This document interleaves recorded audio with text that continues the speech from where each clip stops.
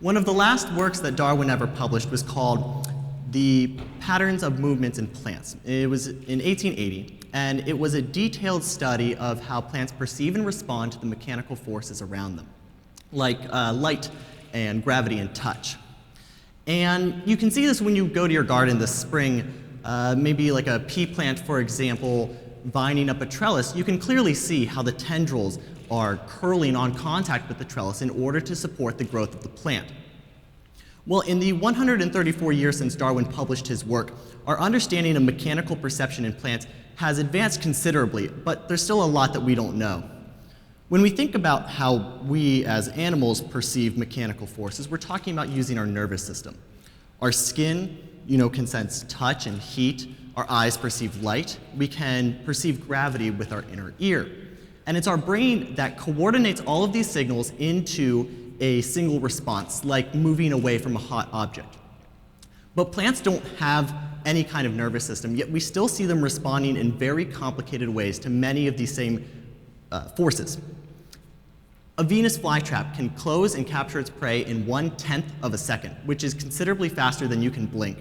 And it does this by sending electrical signals across the leaf, much the same way as our brain sends signals back and forth. Roots, they grow down toward gravity, and they do this by sensing the weight of starch-filled sacs within their cells. But if they run into an obstacle like a rock, they'll move around it first before continuing to pursue gravity. And shoots grow against gravity, but they also grow toward light, so they have to have a mechanism to integrate both of these signals in order to grow appropriately.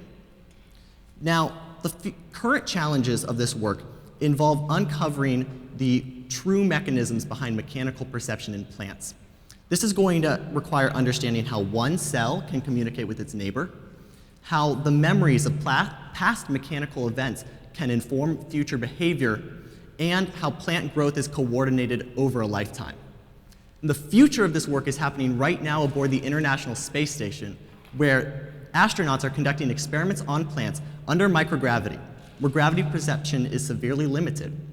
And this is going to help us grow plants better in space. Now, Darwin, he published his work in order to help support his theory of evolution by natural selection. But now it's really our job to refine our understanding of mechanical perception in plants, first of all, for the pure thrill of knowledge and discovery, but also to actually help future space missions. Thank you.